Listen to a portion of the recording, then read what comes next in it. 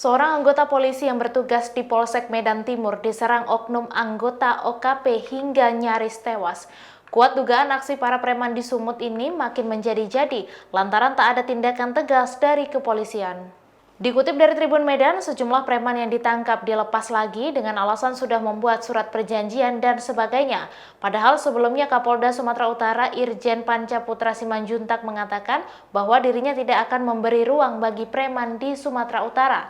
Namun ternyata anggotanya nyaris mati dibunuh preman kelompok organisasi kemasyarakatan pemuda atau OKP.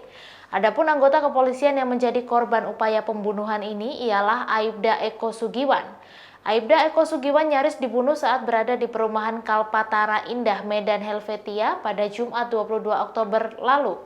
Kasus penyerangan ini bermula saat Edi Susanto, kakak kandung Aibda Eko, berbisnis dengan anggota OKP berinisial DK. Pada Rabu 13 Oktober lalu, DK datang hendak menyewa truk sebanyak 7 unit ke Kabupaten Langkat. Saat itu Edi mengaku tidak memiliki unit sebanyak yang diinginkan. Kemudian ia mencarikan truk kepada rekannya bernama Pohan dan Antol. Edi menjelaskan pada DK truk tersebut dihitung Rp900.000 per hari.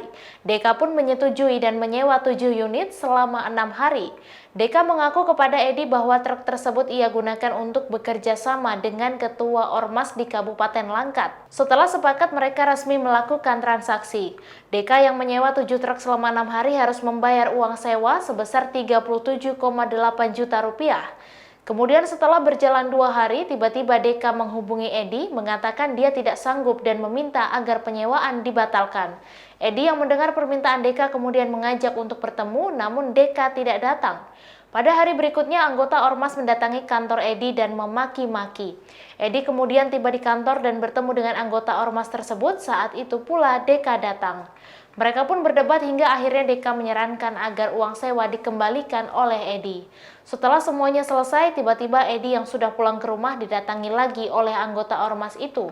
Mereka protes bahwa hitungan pengembalian uang ada yang selisih. Singkat cerita, keributan pun terjadi. Edi berpikir anggota Ormas tersebut akan membuat laporan polisi, sehingga ia menghubungi adiknya yaitu Aibda Eko untuk berkonsultasi. Saat sedang bertemu dengan adiknya Aibda Eko, Edi mendapat kabar dari sang istri bahwa rumah mereka diserang puluhan orang. Edi dan Aibda Eko kemudian kembali ke rumah. Mereka yang berada di dalam mobil turut diserang. Saat penyerangan terjadi, Edi mendengar suara letusan senjata api sebanyak 2 kali. Aibda Eko yang saat itu naik motor dan berencana membantu memediasi masalah sang kakak justru malah terkena sasaran. Aibda Eko Sugiwan terjebak ketika penyerangan terjadi. Saat itulah ia diserang dengan senjata tajam. Beruntung Aibda Eko selamat dari peristiwa tersebut, namun menderita sejumlah luka di tubuhnya.